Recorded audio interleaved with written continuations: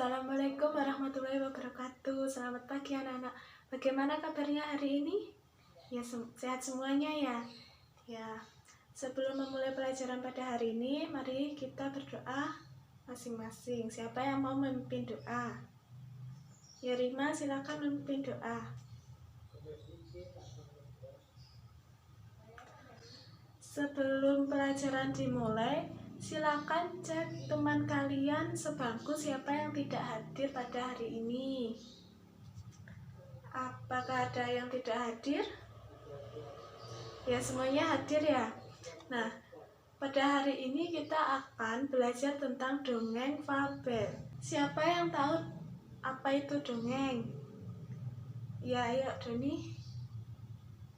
Ya, benar sekali. Dongeng adalah suatu cerita. Kalau dongeng fabel siapa yang tahu? Ya, Siska silakan. Ya, benar sekali.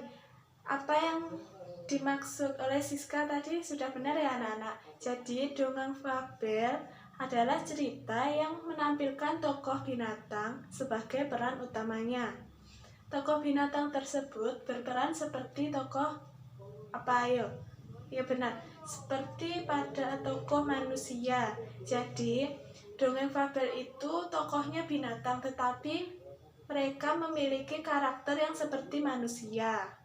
Ya, jadi fabel itu ceritanya berkaitan dengan binatang tapi karakternya tetap manusia, seperti bisa marah, bisa sedih, bisa bahagia, seperti gitu ya anak-anak.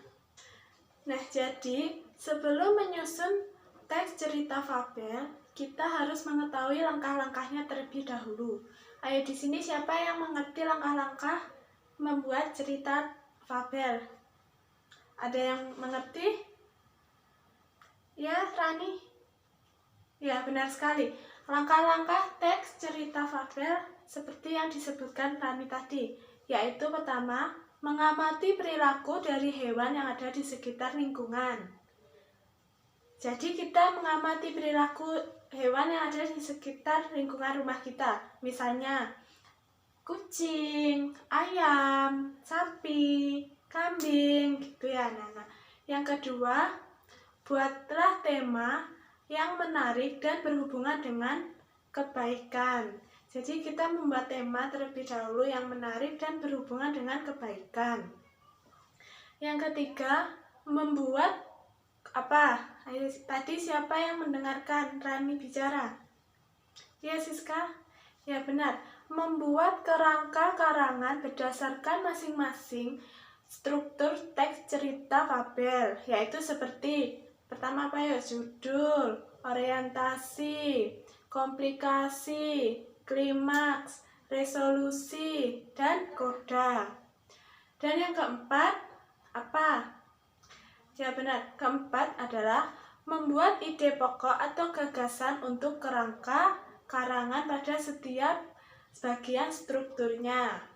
Yang kelima, mengembangkan setiap ide pokok, gagasan, atau kerangka karangan tersebut menjadi kalimat-kalimat yang runtut. Dan yang keenam adalah membaca kembali cerita fabel yang sudah selesai tersebut dan melengkapi kekurangan-kekurangan jika ada yang kurang.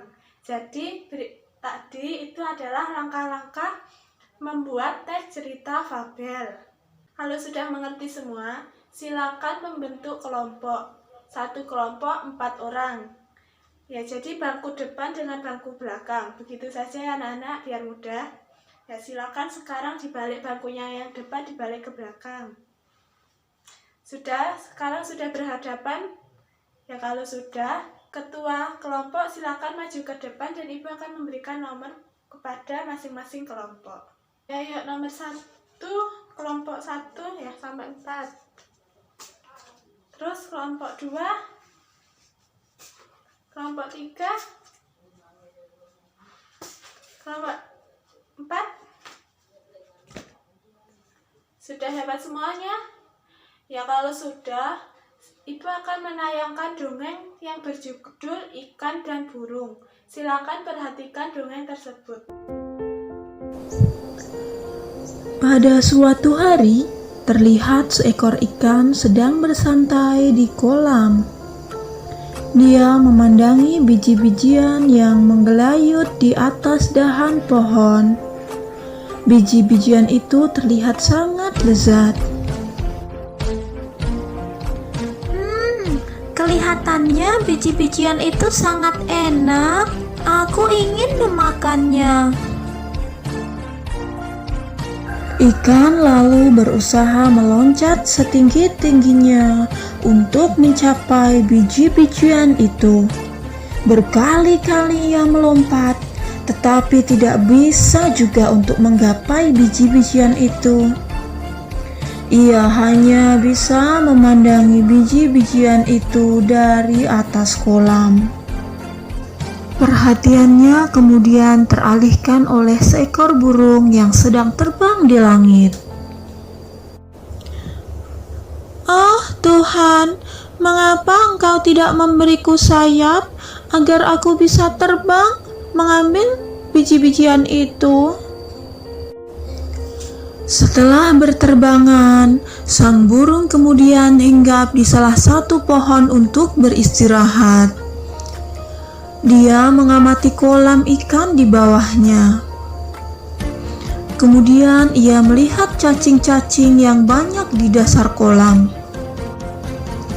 Andaikan aku punya sirip dan ekor, pasti aku bisa mengambil cacing-cacing itu. Burung kemudian berusaha menyelam ke dalam air untuk mengambil cacing-cacing di dasar kolam. Tetapi ia gagal karena ia tidak bisa berenang dan tidak bisa bernafas di dalam air. Hei, burung, apakah kamu menginginkan cacing-cacing itu? Aku bisa mengambilkannya untukmu. Benarkah ikan? Kamu baik sekali mau menolongku. Tentu saja, tapi ada syaratnya. Kamu harus mengambilkan biji-bijian di atas pohon itu untukku. Bagaimana? Wow, idemu sangat bagus ikan. Baiklah, aku ambilkan biji-bijian itu ya. Tapi kamu harus ambilkan aku cacing-cacing itu. Kita harus saling membantu. Sejak saat itu, ikan dan burung saling membantu. Ikan selalu mengambil cacing-cacing untuk diberikan kepada burung. Sedangkan burung selalu mengambilkan biji-bijian untuk diberikan kepada ikan. Mereka hidup bersahabat dan rukun selamanya.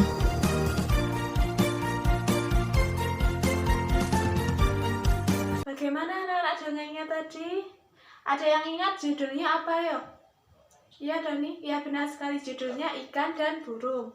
Sekarang setelah melihat dongeng tadi, silakan tentukan struktur teks dongeng tersebut. Ya, strukturnya ada apa aja tadi? Ada judul, orientasi, komplikasi, klimaks, resolusi, dan koda. Silakan kalian analisis keenam struktur dongeng tersebut. Ya, nanti Ibu akan memanggil salah satu perwakilan kelompok untuk maju ke depan. Apakah sudah semua diskusinya, Nana? Ya, kalau sudah, Ibu akan memanggil salah satu nomor yang Ibu berikan tadi ya. Ibu mau nomor 5. Ayo, siapa yang dapat nomor 5? Iya, Tony, silakan maju ke depan dan bacakan hasil diskusi kalian.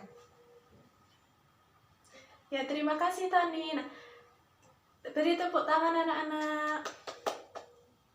Nah, dari hasil kerja kelompoknya Tony tadi, apakah ada yang berbeda? Tidak ada ya, semua hampir sama. Intinya semuanya sama ya. Nah, jadi kesimpulan dari dongeng tersebut apa, Nana? Ayo, siapa yang bisa menjawab? Ya, Siska? Ya, benar sekali. Jadi kesimpulannya, kita harus saling tolong-menolong ke sesama makhluk hidup. Ya, jadi tidak boleh jahat, tidak boleh egois. Kita harus saling menolong. Jika kita bisa melakukan kesulitan yang dialami makhluk hidup lain, kita harus menolongnya. Ya, benar sekali. Apakah ada yang ditanyakan? Iya, Rima, silakan. Iya, benar sekali, Rima.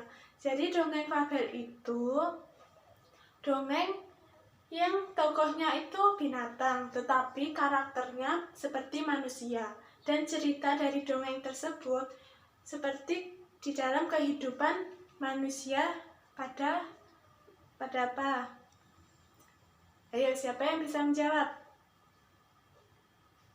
Ya, Tani? Ya, jadi sesuai dengan kehidupan manusia di dunia nyata, tetapi tokohnya tetap memakai tokoh hewan. Gimana, Prima, bisa dipahami? Ya, bagus kalau sudah. Kalau begitu, tugasnya silakan kalian membuat dongeng sederhana. Iya, minggu depan dikumpulkan ke ibu ya, anak-anak. Sekian pelajaran hari ini, terima kasih. Siapa yang memimpin doa? Ya, Rima, silakan. Ya, anak-anak, terima kasih. Wassalamualaikum warahmatullahi wabarakatuh.